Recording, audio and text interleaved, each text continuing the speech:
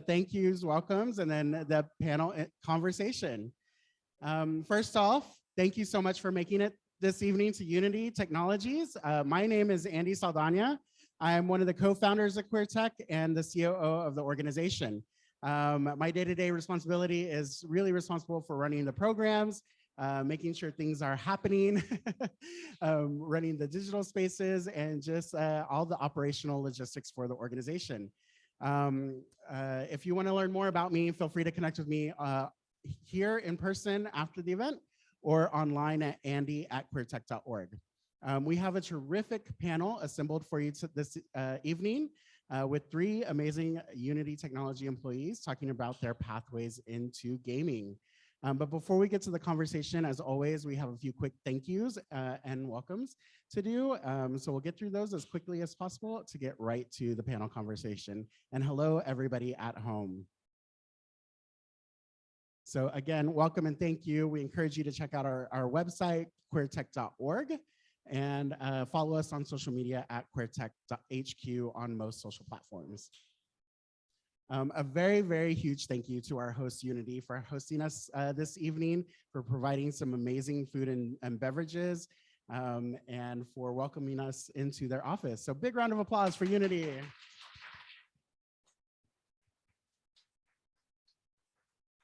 Fantastic. You can always find out more information about Unity on our website, queertech.org/jobs, and then search for Unity.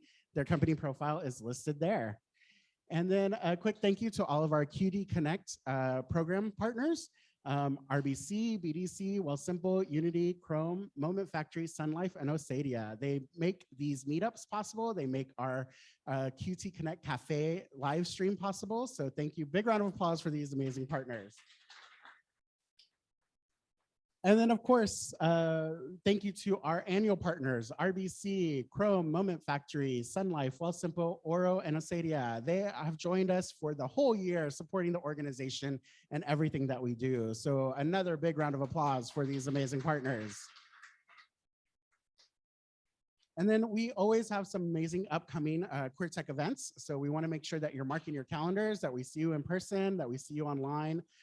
So here they are. The next Montreal Meetup in person is happening at Notman House on June the 9th, and starting the Pride celebration season with a Pride barbecue. So we encourage you to RSVP. We are charging a nominal fee for this event just so that we can cover the cost of the hot dogs and beer. But if for whatever reason you're not able to cover that cost, just let us know and we can always make some tickets available to you.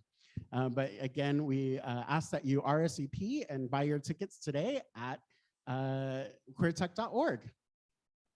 And then it's Pride Hack season. So Pride Hacks is an amazing event that we do every year to support 2S LGBTQ+ nonprofits and the work that they do. We assemble teams of amazing technologists from the community like yourself, great cuties everywhere, to build technology products for these nonprofits. It kicks off with an amazing cocktail event on the Thursday evening. We come together on Friday evening to assess the projects and figure out what the teams are going to be. And then all day Saturday, we spend hacking and building projects for these awesome nonprofits. The nonprofits leave with as complete a project as we can do in one day. And they range in everything from building simple apps to doing accessibility audits on their tech stack, to doing a tech audit on their tech stack, to providing some recommendations on migrating them into the cloud or managing some data. So the projects vary in all kinds of scope and size. If you want to volunteer your time this year, we are having 2 events. The first one is happening in June in Toronto. The first time we're in Toronto doing Pride Hacks, fantastic. We're really excited by that. If you want to take a trip to Toronto, that's June 16th through 18th.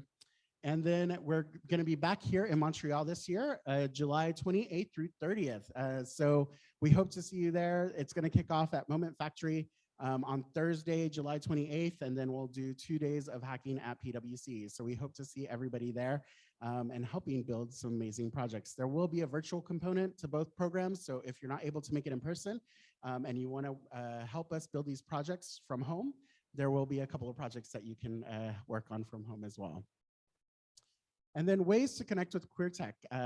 We see our community growing every day adding new cuties to the community. And we are over 7,000 cuties across Canada now. So yay, big round of applause for that. And the ways that you can stay connected on LinkedIn, Instagram, Twitter, and Facebook is at QueerTechHQ. I have a special ask for you. We are trying to hit 100 subscribers on YouTube, just 100. We're about 20 short. We ask that you go to YouTube, hit subscribe, just search for Queer Tech. And I want to do that so that I can change it to Queer Tech HQ. So let's get to that 100 subscribers. And then every Wednesday, we do community office hours on Discord.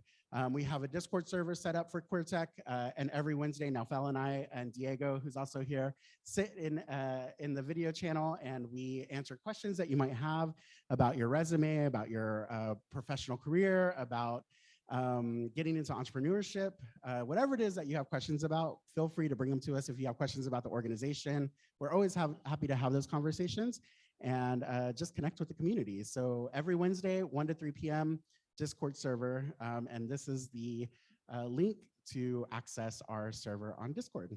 Fantastic. And with that, just again, our emails. My name is Ian Sylvania. I'm going to be introducing Naufel in just a minute here. He's the other co-founder and CEO of QueerTech, and will be moderating our panel. But before that, just a quick reminder to be kind, be respectful, and be mindful of everybody here. We're all in a new experience coming back into person, so just be courteous and understanding. We do hope that all of our Queer Tech events are as inclusive and accepting as possible. If you ever encounter any harassment or negativity that you want to report, feel free to reach out to us. We also have an anonymous reporting feature on our website, so feel free to fill that out. We hope that that never happens, but if it does, it's there. And for everybody else, thank you so much for being here this evening. With that, I'm going to turn it over to Naufel Testoni to lead the conversation and the rest of the event. Thank you.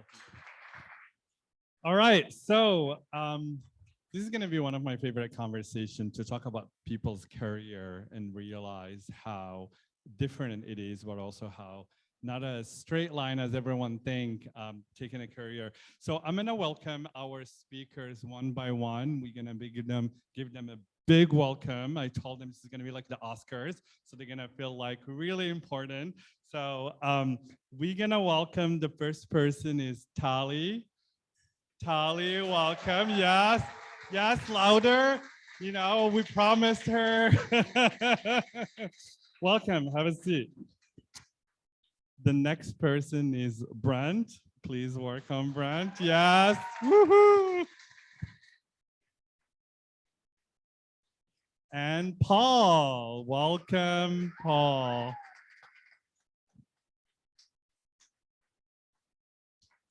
So, because I know everyone read the event descriptions, and so I'm gonna be quizzing you on their career. So I hope you all read I'm just kidding.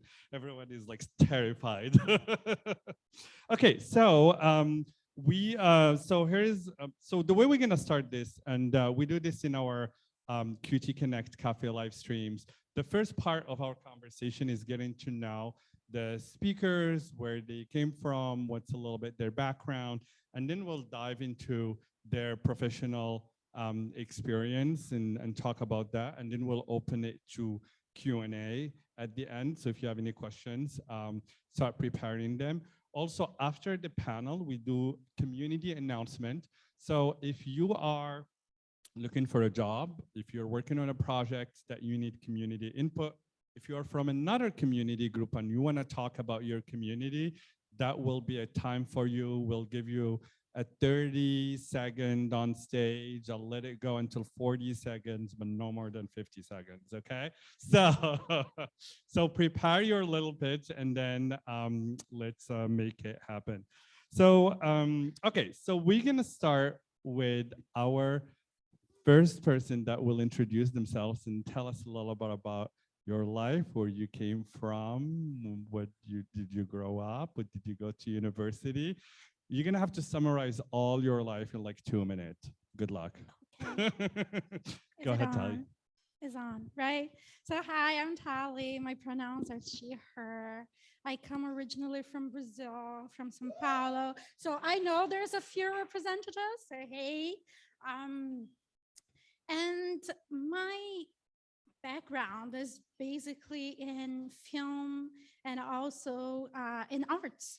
And that was very interesting from the beginning. I knew I wanted to leave Brazil and pursue like a different way of living in a place where the lifestyle was more matching with my values and things were more open and I could feel more genuine in what I was doing. And that was part of my career, was part of my life.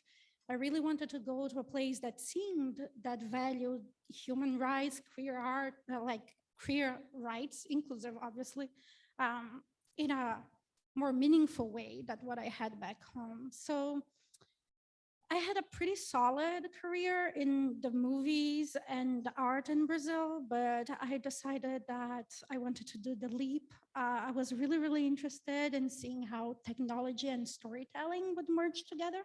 And I was especially interested in knowing what happened when artists relinquished power and gave it to users. And nothing did that better for me than video games. And at that time in Brazil, there was not a lot of like development going on out of advert games. So I was like, okay, I need to pursue places that really cater to my values and to the career option that I want to go for. And I did a lot of research. I came to Montreal when it was like minus 32, went to a Scandinavian spa and got the whole experience. Say, if I can survive this, I can actually move there. And then I started the whole immigration shenanigans that lasted for a long time until I actually came. And when I arrived here, I was mildly terrified that my skills were not going to be transferable. Or let me say, I think I was terrified that a cishet white industry were not going to welcome me and would look at like queer immigrant, like woman, weird person. How can she make it? And however, somehow I got in and I started my career all over. And when I felt there was no space for me, I just fought. And I was like, I'm going to make this space. And I keep fighting everywhere I go just to expand the kind of the scope of what's possible for us. People that are othered and people that want to feel belonging and tell their stories. So that's what brought me here, and we can talk more about that later. So, yeah. Thank you. That was a great job on doing it in 2 minutes. How am I going to follow that? Absolutely. I love actually Brent doesn't come from tech, come from a complete different industry and made a U-turn and went up a mountain and then turned again. And now he's in tech. So I could not wait for Brent to tell us your story. Yeah. Okay. Well, my name's Brent. My pronouns are he, him. I'm from a small town in Northern Ontario. Yeah, I started my university. I have a degree in anthropology and criminology that I'm clearly putting to good use.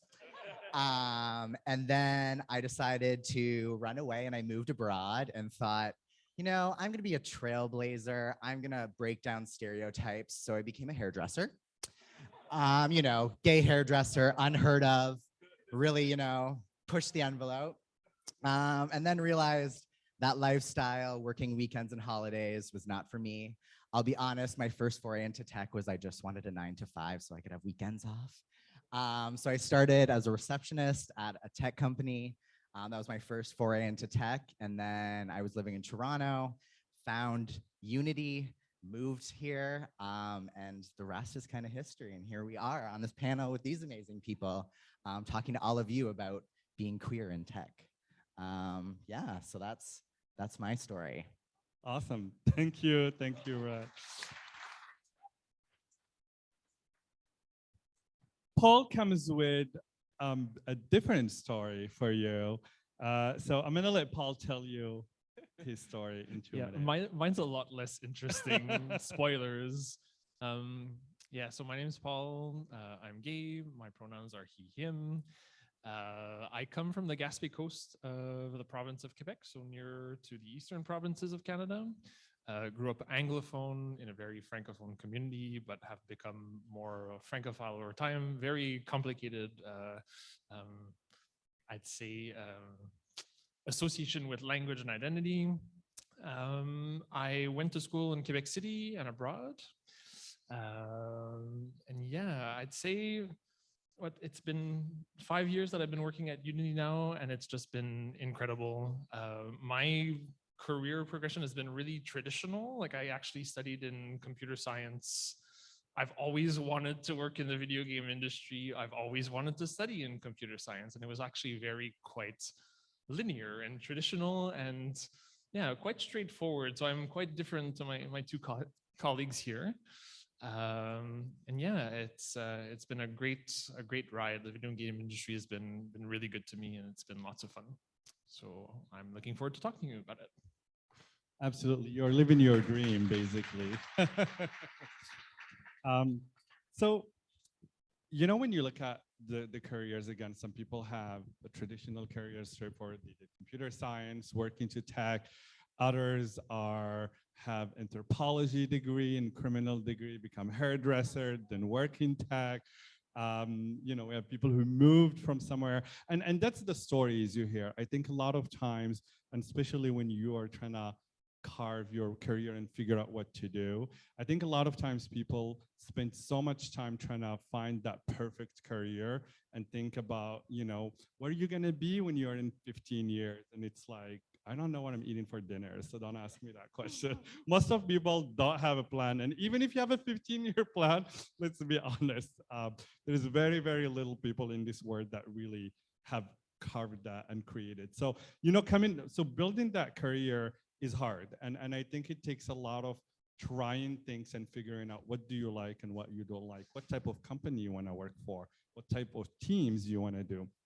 And I think as queer people, we add a little more complexity to it, which is also that queer journey that comes with it. And so I want to ask you each, what was that pivotal moment in your career as a queer person where, you know, it was just big and make you realize you wanted to do what you're doing today?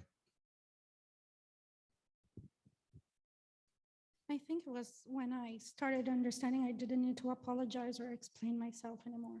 And I just came as I was, and I was just not measuring my words at work anymore and trying to not make people feel uncomfortable. Like, I'm in the bi spectrum, right? So that's very hard for folks to understand when it's not binary. Your like positionality, really. And it's the shock in people's face. I started to stop owning that. And I was like, back at you. Okay, go do your research. Yeah, I kind of got free of my internalized, like, I need to be explaining who I am. And after that, people kind of either fell into place or they didn't. And then they're lost. Absolutely. Thank you. Thank you. Yeah. And it's interesting, you know, on Tuesday was May 17, which is the International Day Against Homophobia, Transphobia, and Biphobia. And a lot of the conversation, you know, was happening also around bisexual communities. It's a community that we don't talk about a lot. Our communities who are almost discriminated against by the LGBTQ community, like the gays and by the straight. And so it's also a community that sees discrimination from both sides, not sides. And so I'm really glad, and thank you for sharing that with us, and bringing that visibility and talking about it is really important, because we, you know, there is a lot of misconceptions and stories that we've built in around those communities. Brett, tell us your pivotal moment. I feel like it's very similar to Tali's, and I feel like it's part of just getting older, your life experiences. But when I finally decided to not care what people thought about me, it was very freeing. It was very, like you said, it's on them. That's more a reflection of them if they're judging you based on one aspect of you as a person. I know I'm a good time. I know I'm a good friend. I know I can do the job I do. And if someone wants to make a preconception about me, that's their loss. And I'm going to keep doing what I do and surround myself with the people that support me and uplift me and encourage me and push me. So yeah, just like, it's a hard lesson to learn. It's easier said than done, but like, that's on them. That's not on you. That's a reflection of their preconceived notions of somebody based on very little. Awesome, thank you. I love the applause between each speech. Keep them going. Paul. Yeah, on my end, it's been like, I'm not very original. It's been pretty similar for me as well. I'd say that having grown up in rural Quebec, having traveled and having the opportunity to actually kind of reinvent myself and actually live life as I wanted to live and not have to be accountable to parents or close friends that knew me as somebody, definitely allowed me to grow and flower. And when I came home, I felt like in my work and in life in general, I just allowed myself to be myself. And particularly at work, it was really, really freeing to realize how people, even in this industry, like many of my colleagues were cisgender, white, straight, male, not necessarily all, but I think a lot of people might have had some hesitations to be honest and upfront about who they were. And I definitely felt that I could have not have been accepted in this community, and just having been honest with everybody was just so freeing, and everyone was so cool with it. I never had any issues. And yeah, I guess I don't know if I was lucky or not, but I'm really grateful that it went well. And I'd say that having been out at work led me to be here. And I think I'm working in one of the queerest teams that I've ever worked in. It is fascinating. So it's like in our team, we come from a variety of different backgrounds. We are like the spectrum, we represent the entire spectrum in this team, and it's really cool. And I feel like having allowed myself to be honest with myself and with everybody throughout my career has led me here, and I'm very, very grateful for it. Thank you. So we're gonna go and start talking a little bit about career. One of the things that we love in the tech industry is titles.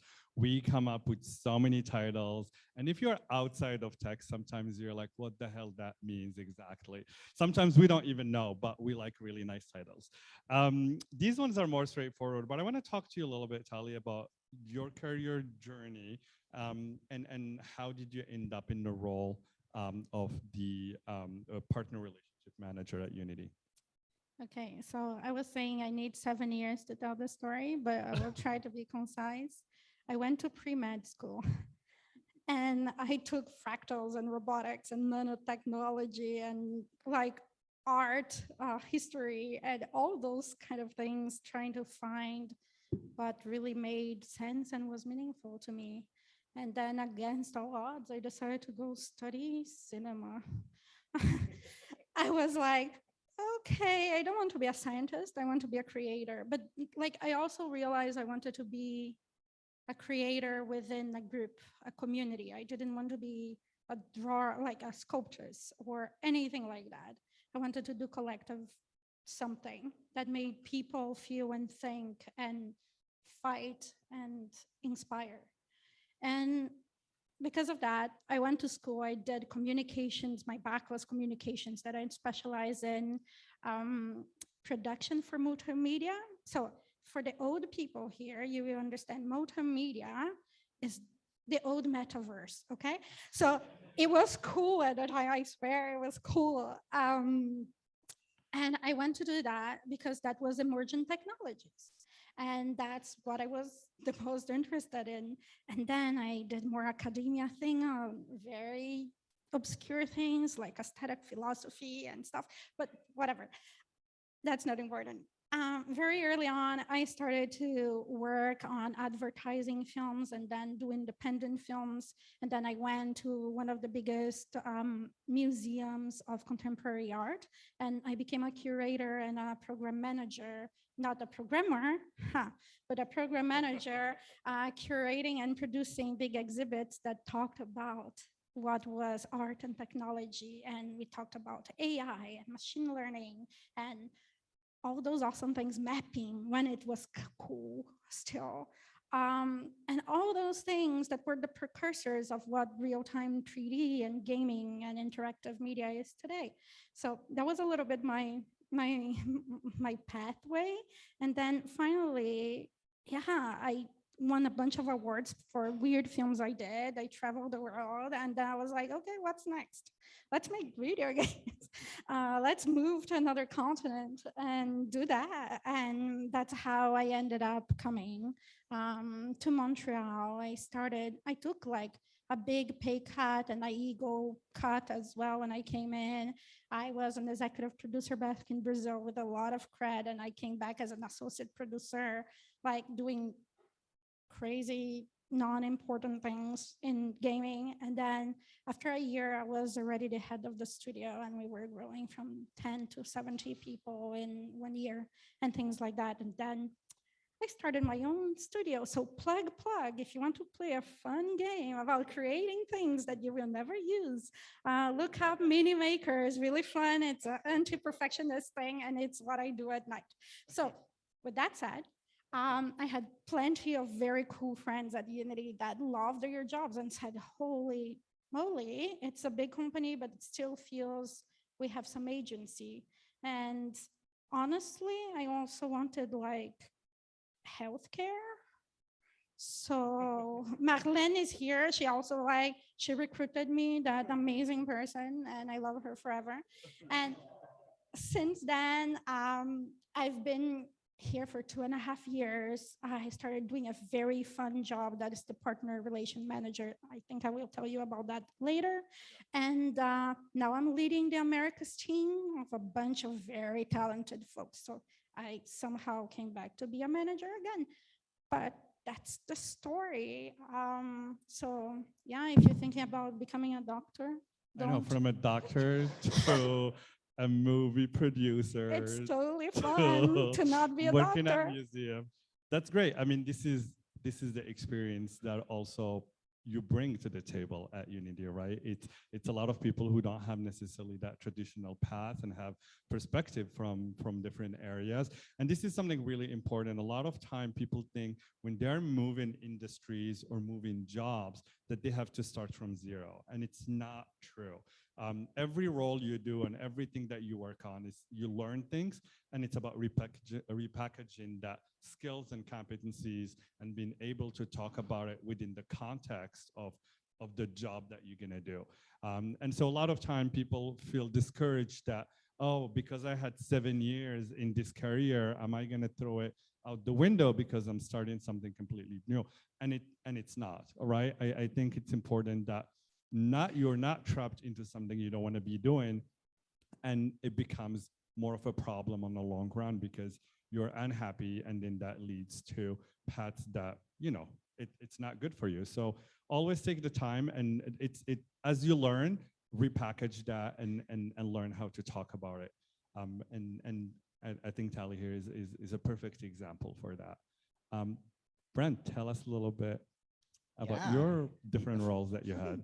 Yeah, to the stress of my parents, up and down career path. And every time I told my mom, I have an idea, she went, oh God, what now? Got my degree in anthropology and criminology. Then I thought, make mom and dad proud. I'll become a lawyer. So I wrote my LSATs. I was gonna, make a lot of money and live the good life. And then after writing the LSAT, thought, nah, I don't want to do this. So I moved to Australia as far away as possible, started doing hairdressing, realized not for me. Think some like stay-at-home, think Real Housewives, it can be a little stressful. But then I thought, hey, if I can handle that, I'm a people person. I like to be around people. I like to interact with people. Skills are transferable. So I was like, hey, I can be a receptionist and answer a phone and greet people, and I'm organized. I can schedule meetings and do that sort of stuff. And that's kind of my foray into the tech industry. And then I got involved in social committees, so like planning social events. And social events are just like project management, transferable skills. So I started doing that, and then yeah, progressed to an office manager and an EA, and then thought maybe this isn't quite what I want to be doing. And then Marlene also recruited me. So Someone is there's working really hard. yeah. Marlene is working hard. She knows how to pick good people. So I actually started my career at Unity, not in the role I'm in now. I actually started as a recruiting coordinator. So again, transferable skills, scheduling interviews, talking to candidates, working with a great team of other social people who like to interact and talk a lot. You'll realize I also like to talk a lot. And then applied to a new position internally. Again, transferable skills. I thought it was right up my alley. So now I'm the onboarding program manager here for the North American region. So every wonderful Unity employee gets to see my face on their first day and listen to me talk to them. But I do believe in the onboarding experience. We've all remembered terrible ones we've had. We all remember great ones we've had. And it's your first step into the door, and you want to make sure that every new employee is like, I made the right decision. You don't want them to be like, ooh, was this a bad choice? So that's important to me. It's important to me to know that hey, I'm queer. I'm talking to you right now. You're welcome. We want everybody. Diversity is important. Representation matters. So hopefully I can help push that and let all new joiners know that they're welcome here at Unity. And events like this also help promote that. And that's how I kind of twisted and turned and wound up here, and probably gave my parents more gray hair than they would like. But yeah, honestly, maybe. Yeah, so that's how I wound up here and on this panel with these wonderful people. Well, I wish I had you being onboarded in other companies and having a gay person talking to me. Most of startups, you don't even get an onboarding. They give you a laptop if you're lucky on day one. So that's great. You know, another thing that I realized is actually Marlene was the person who introduced queer tech to Unity, and because of her, we're here today. So I want to give her Marlene Day. So thank you. So we want to talk a little bit about your career. So tell us a little bit your progression from university until today.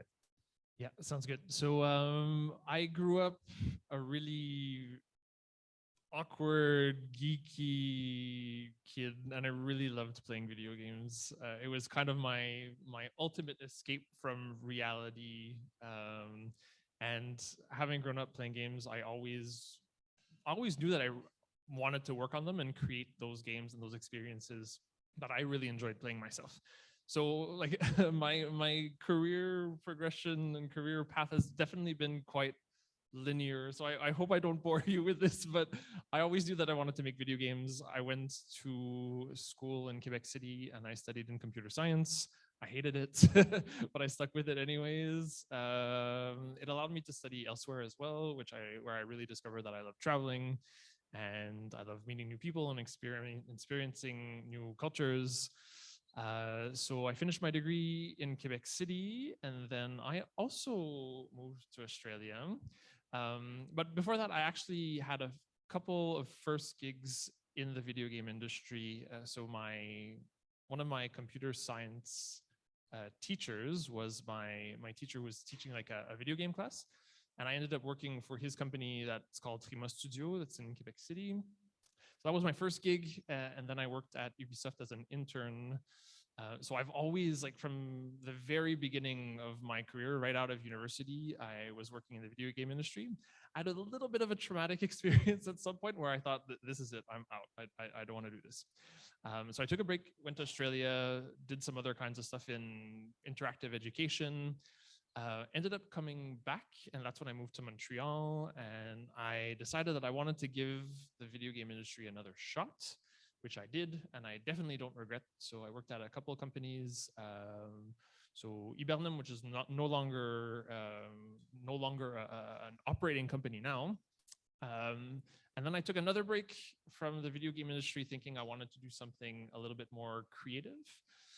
So I took a break and worked at a company called DPT, Département, that make interactive experiences that are closer to like interactive documentary or interactive film, and using the same tools as the video game industry uses. So I've been using Unity for the last 12 years now. And from there, I moved on to actually working here, which was the best career move of my entire life. When I got this job, I cried, and it's pretty much like the dream job that I've always wanted, and I'm so proud to be here. I'm so happy to be here. And what's been really nice is like I studied in computer science. I guess this is where I'm a little bit less traditional, where I'm going to allow myself to kind of mention that. So I studied in computer science, but I never really enjoyed computer science. I'm not really a good programmer. I'm not really a good, no, it's true. I'm not really a good programmer. I'm not really a good, Who hired you? yeah, I know, it's too late now. It was Yeah, not it's valid. that, no, the person that hired me is no longer here, so too late now.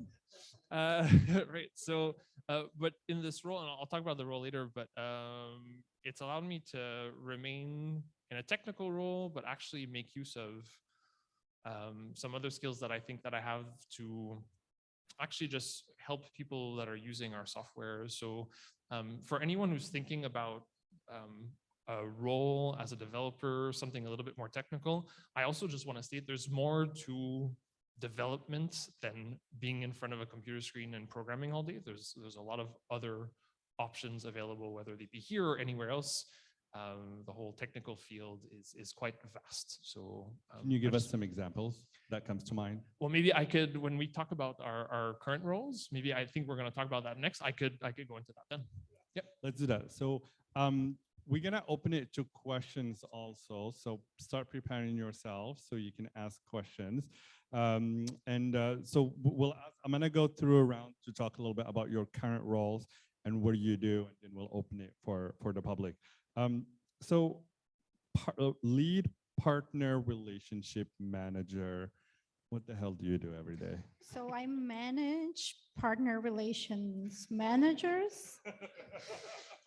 Okay, so Unity has this thing that we call weird things to simple concepts. You might be familiar with how we name things, and they don't make a lot of sense. In our case, a partner relations manager is a person who takes care of a relationship that is very important, a partnership that's very important for Unity.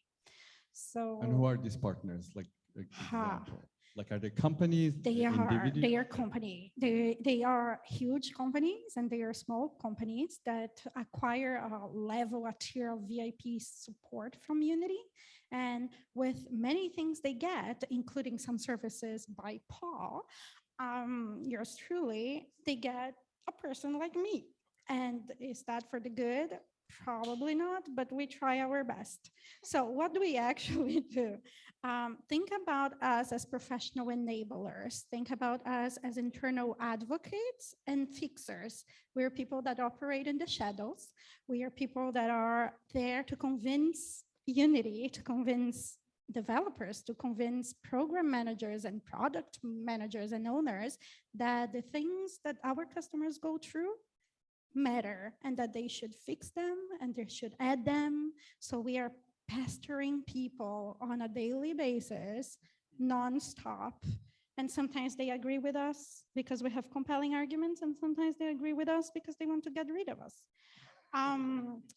So why am I saying this? I know I'm being a little jokey, but it's a very cool career for people who are very strong in building relationships, in strong communication, in advocacy, in getting things done, using processes as a leverage, but working around it when you need to get an outcome for somebody. So who can I give as an example? We have everybody that's making things with Unity are kind of our partners, and we have a very feel of them, and we work on a daily basis with them. So from marketing to technical things, to talking to CTOs and CEOs on a weekly, monthly basis to understand the success. Is a success package and trying to make them and invent ways of making them being more successful with Unity.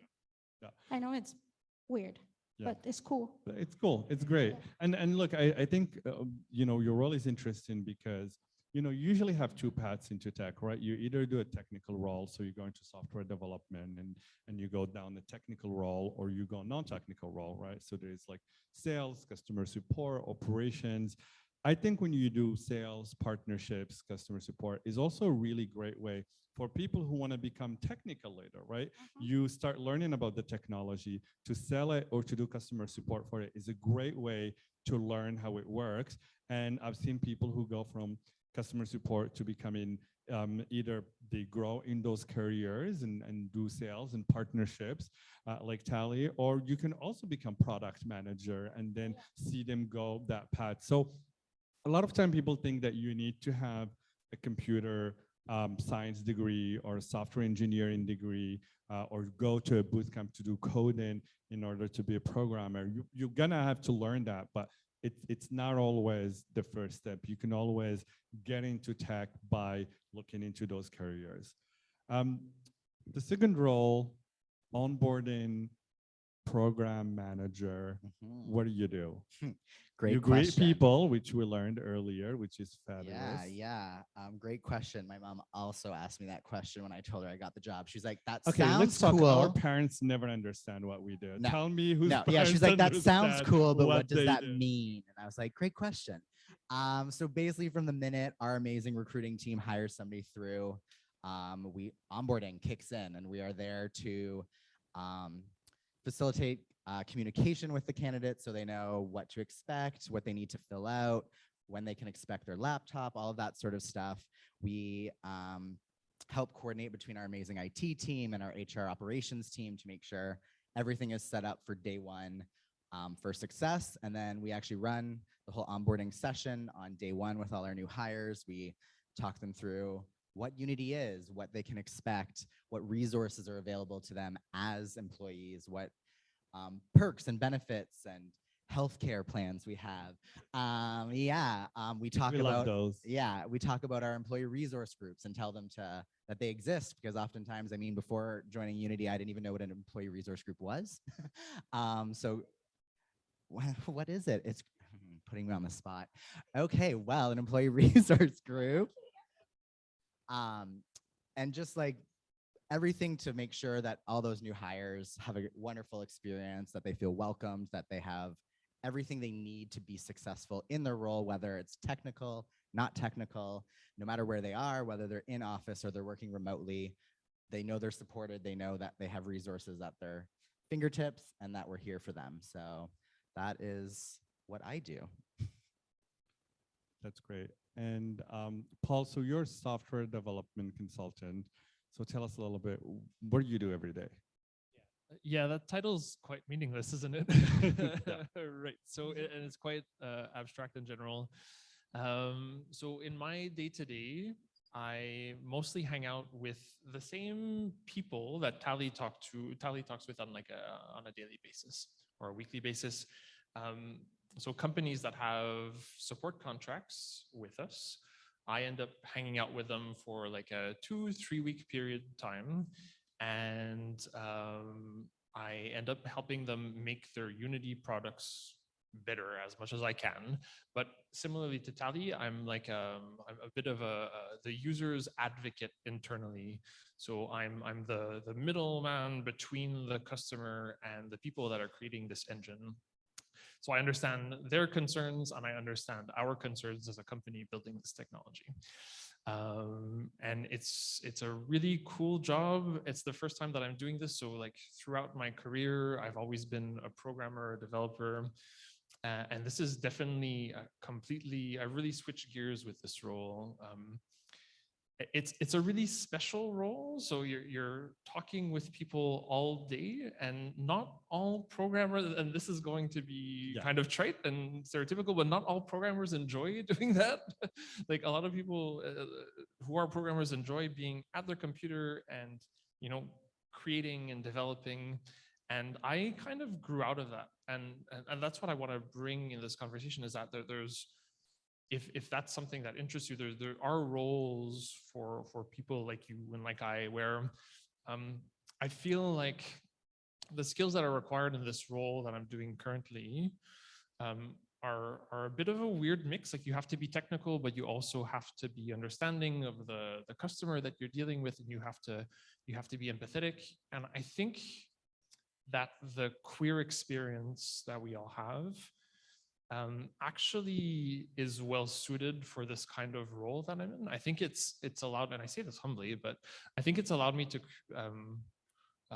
be a lot more like to have empathy for issues that people are dealing with in their day-to-day. I feel that it's allowed me to, I've interacted with so many different types of people throughout my life due to my queerness, that I feel that I feel comfortable talking with people that have a variety of experiences. So it's a really weird and awesome role where you get to be with people, and it's super geeky, but it's also you're very much in an interpersonal type of role, which is interesting. So I just wanted to state that if you are interested in the technical role, there's not just the typical programmer routes. There's so many other types of roles that are still technical, that are available out there. So Yeah, that's great. You know, when I looked at your role and I was like, oh my God, there is a developer that want to talk to people. Who are they? I never meet anyone. But clearly there is a role and they exist out there. And so that's great. You know, because a lot of people also are like, oh, you know, I really want to be a developer, but I also like to work with people, right? And we think that you can't do both. So this is really great example where you can be a developer and talk to people. You can also be a developer and not talk to people. So these are all options that are available. So I'm going to open it to questions.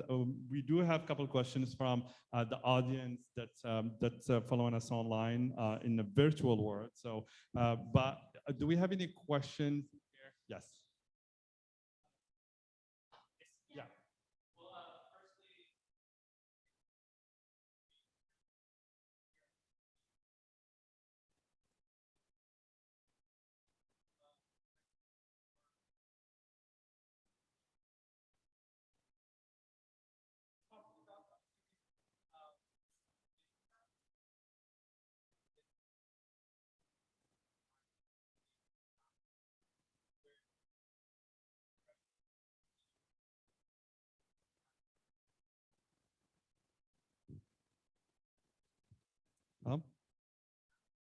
Yes. So basically, and I will try and interpret your question and tell me if it's correct. But basically, is asking them, when you were in certain contexts and you had to switch code, so going from one context to another, what was that situation, and how did you do that?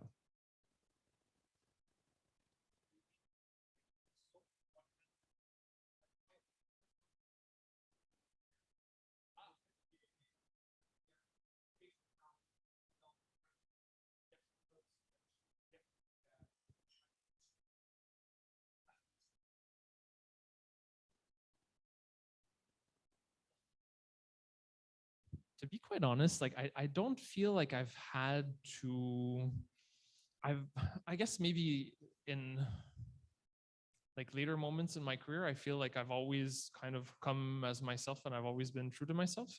Maybe earlier in my career, I definitely did that, where I felt like I don't think I had to like on the fly switch. It was very much like at a certain company in a certain role when I was maybe still younger, and I wasn't necessarily as comfortable with my queerness that I am now, where it was kind of all or nothing.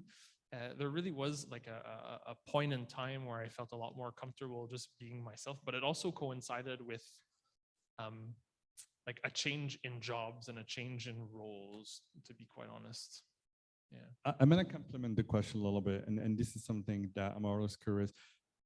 were there moments in your career, either as a manager or working with other people, where you felt your queerness was an advantage to you because of the experience that you lived in the past? You mentioned earlier being empathetic to people and understanding people.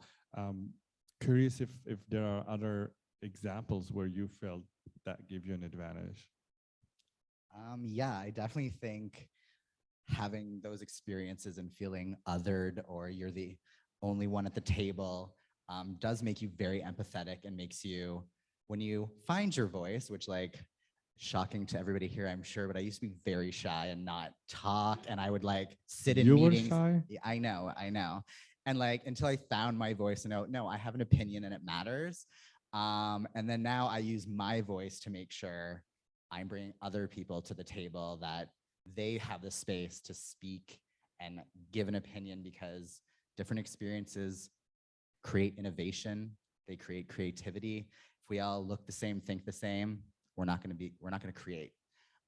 So I always try to make sure, at least any meeting I'm in, any situation I'm in, everybody feels welcome and that they can speak and be honest and be who they are. And I think being queer makes you more empathetic and makes you want to ensure nobody feels that other, or that they shouldn't speak. Yeah. That's beautiful. Thank you for sharing. Yes, let's give it a big applause. That deserves a big Yes. applause. Yes to your question. I felt a lot of pressure to code switch in the beginning of my career, especially when I left movies, because in the film industry and the art industry was so much more fluid, and I didn't realize I had so much freedom of expression. Nobody really labeled anything or needed anything of categorizing themselves in that industry. I think it was way more, really more open in that sense. And people were often questioning themselves.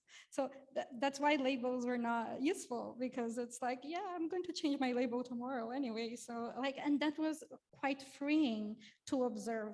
And I think it's what I try to replicate in my life now. But yes, when I came into as an immigrant, as a woman, like I think the experience of being a woman also like have differentiated that for me as well.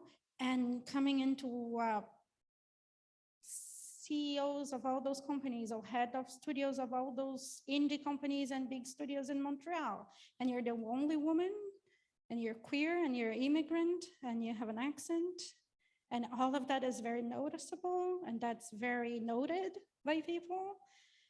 Part of you is like, do I crumble or do I own it? And that's, I think, was my pivotal moment where I was like, I'm going to own it. And it's going to be very uncomfortable for you, but I'm going to thrive here. And I spoke with a thicker accent, and I flaunted my queerness, and somehow it worked. But at times I felt unsafe. I didn't know who were the people that were there. I didn't know if I could trust it, if I could trust the managers, if I could trust the community, because I didn't have out queer people in that room with me, or I didn't know they were there because they were also code switching, right? So the moment you expose yourself, those other people also emerge. They look at you and it's like, okay. So now it's safe because you're 2, you're 3, you're 2.5. Don't know, right? So, but yeah, it was really real for me in the beginning. And nowadays, everybody that I manage, everybody that I meet, I was like, you have an ally here. Do you want me to go to that meeting with you?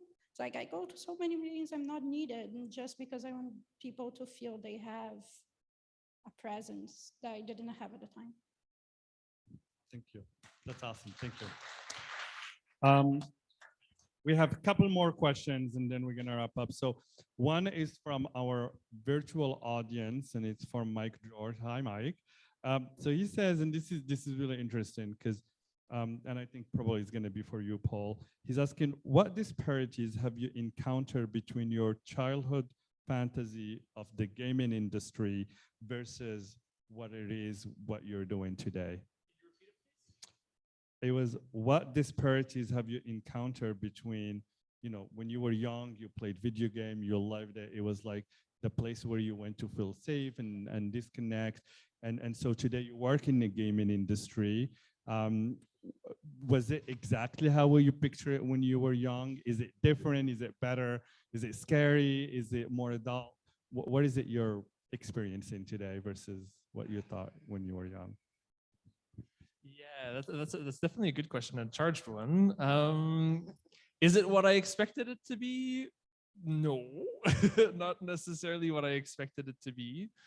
So it turned out to be very different, but it turned out to be just as wonderful as I thought it would be, but just for different reasons. I think that I think at first it was more difficult because when you're starting out, I think you oftentimes feel like you have to choose a job where you're not necessarily working on something that you're as passionate about because you're starting. I don't think that's the case for everybody, but in my case it was for sure. And then as I gained more experience, I got to work on projects that I found a lot more enticing and that did tie in a lot more with what I was expecting the video game industry to be. So ultimately, over time, I've made choices and I've allowed myself to work on projects that that I'm really passionate about. And I could do that, especially now in this job where I'm not in production myself, but I get to work and collaborate with people that are working on incredible, creative, innovative experiences and games. So was it exactly how I expected it to turn out? Not quite. But all in all, it's been just as wonderful as I hoped it would be, but just for different reasons. Thank you. Thank you. All right. So this is kind of my closing question. So, you know, we talked a little bit about your career and your progress. We talked about things that you learn as you move between careers. And so today, what are the skills and competencies that you think someone should acquire along the way to do the role that you're doing today? Who wants to start? I can start. Yeah, for my role or any sort of non-technical program manager role, because there are technical ones, organization definitely at the forefront of that for sure. Communication, super, super important. You're working with multiple teams to ensure things happen and things move along. So communication skills is super important. But honestly, a lot of skills are so transferable. Like I used to plan events. Like if you've planned an event, you've worked with multiple teams to make that event happen. So that is transferable. And like a program is just basically an event that never ends. So, and you're constantly looking to improve it. How did it go this time? How can we make it better next time? Yeah, and just like collaboration is key. Collaboration is key, and listening to other people, even when like maybe you think they're wrong, you still need to listen to them and take in that information and the feedback and grow with it. Yeah. Yeah, that's great. And you know, these are great examples. I do a lot of these interviews and I've seen folks going from being a party promoter to accountant, right? Like we have someone that we've interviewed, but I also seen people who went from, you know, did party promotion and events and worked at companies as project managers, and they don't realize the amount, like when you do something so much, you feel like it's so easy because it's easy to you, but you don't realize the complexity for other people when they look at it. And so, you know, people are like, oh, I just did party promotion. And I'm like, you know, you have to learn marketing, social media, you have to organize, you have to coordinate bands, DJs, music, you have to create, right? So you like start listing it and people are like, oh, yeah. And so it's like just break down those skills is really important. So thank you for that. Who want to go next, Tali? To your point, I would say think about the verbs of what you do and not the object of what you're doing, and that's your transferable skill. So that it's for everything. But for my role, it's a very senior role. It normally comes with a baggage of being in the industry for a bunch of time, or coming from or having transferable skills that were so strong that you don't even need to be in the gaming industry to be able to operate at that level. That being said, the main skills would be like brutal ownership and accountability. So that person, they call me the Velvet Hammer. That's my nickname. I love it. Right?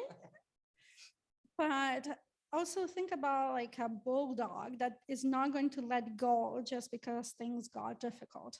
And the other thing is adaptability and the capacity of changing, code switching in a good way. So using those bad experiences to leverage something that you learn that are positive now to like kind of sublimate the trauma, right? So what we are doing here is really making sure that whoever you're talking to, you can empathize, you can find common ground, and you can be in a position to advise, to trust, almost immediate trust, where people feel they can be advised by you and learn something new.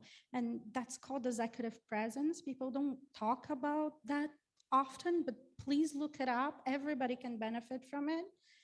Finding your voice, finding a certain gravitas where whenever you're speaking, people just shut down, shut up. I want to say, not shut down, open up, but like really tune in and like pay attention in what you're saying, because somehow you make that moment for them valuable. So this, I would say, would be the most intangible, hard to teach, but if you practice enough, that like you can thrive in any of those roles really, but especially in one that is very trust and communication based.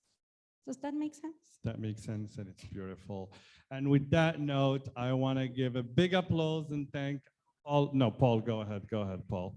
Sorry, Paul. I can make it. I can make I it looked really at the quick. time and I was like, oh my Yeah. God, we're done. I'll make Go it ahead. really, really quick. Good, and then I'll I'd do my say, closing. on my end, humility. I think a lot of developers tend to be very they put on a very straight face, and they tend to I've met a lot of developers that have quite a bit of ego. I'd say try and be humble. It'll allow you to connect with colleagues and learn from the people who you're working with. And also, if you're someone working in the video game industry, or if you plan on working in the video game industry, learn from your colleagues that are not just working as developers. Learn from your colleagues that are managing projects, and learn from your colleagues that are making art, and learn from your colleagues that are making cool game design, and just take that all in and really enjoy the whole experience of working in the video game industry. Thanks. We have one last comment, and then we'll. I just want to say today is Global Accessibility Day, and want to remember everybody that queerness is nothing without intersectionality. So race, disability, ability, and all that is important. So get on board, get studying, and make sure everything you make is accessible to most people. Thank you. Thank you so much. Please give it up to our fabulous panel. Thank you for sharing your story with us and sharing your wisdom that you learned throughout the year. And now you may go. Thank you. Get up.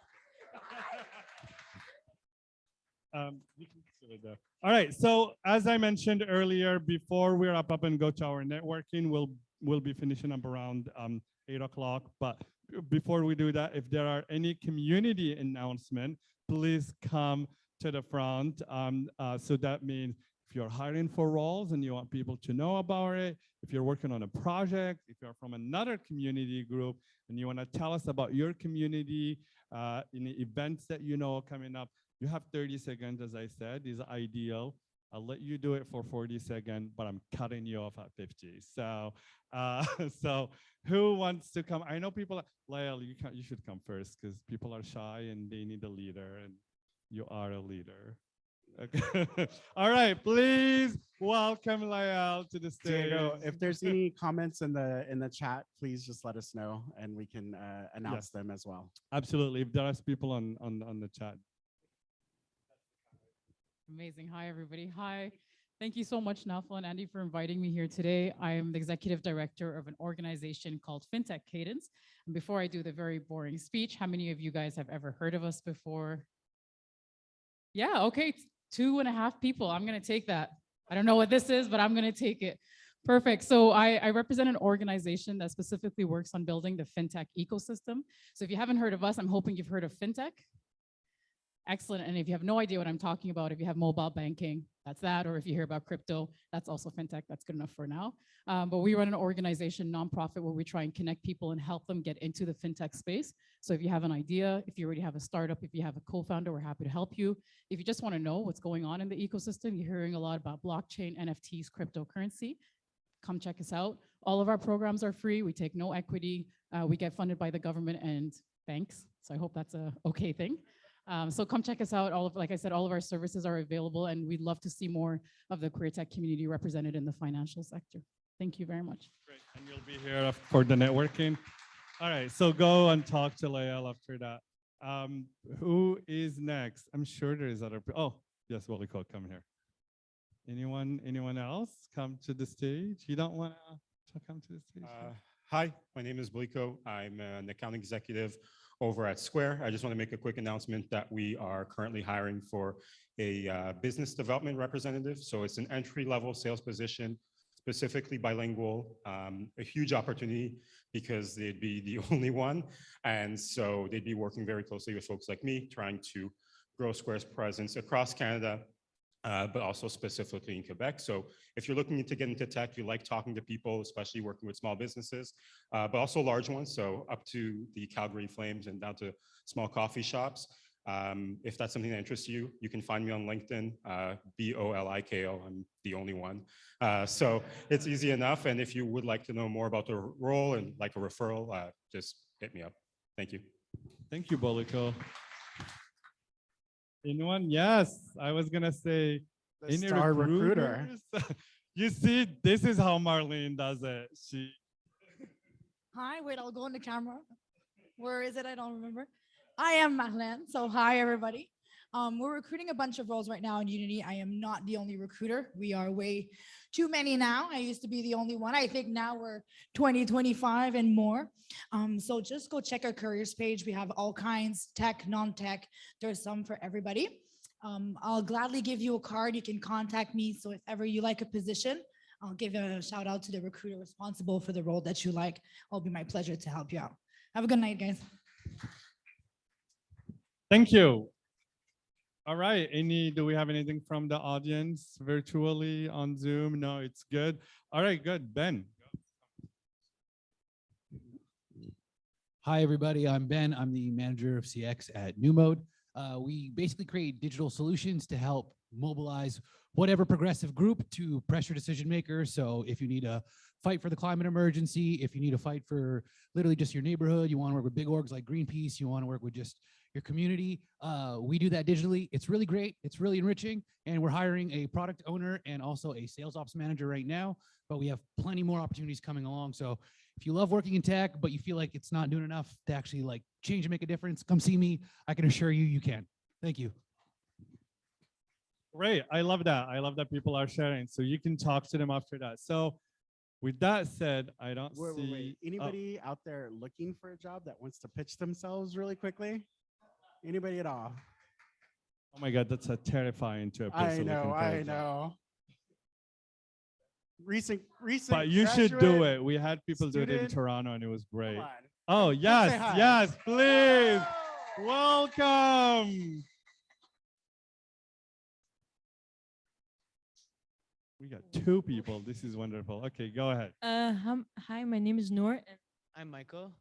And we're second year students, software engineering students, and we're looking for an internship. So Yeah, we're looking for internships. We have experience with C++, Python, HTML, CSS, a little bit of JavaScript, and we've done multiple hackathons in the past year. And we're looking for like, if there's any like front-end UI UX positions you have, we would love to help fill them at your company. And either for this summer or next summer, or even in the fall. Yeah, we're open for anything. And Yes. yeah, so Yes. anyone has any offers. Fabulous. Thank you. Yes, that's what I'm talking about. I love that. Thank you for coming. That's amazing. Well, thank you again, everybody. Thank you, Naufel, for Thank you, Andy. hosting such an amazing panel. Thank you all for coming. Go Network. There's tons of food Yeah, there. there's so so much please food. eat, drink. We'll be here until 8 o'clock. Lights turns off, doors close at 8. So you go home at 8, okay? All right. Enjoy. Until then, come and talk to me.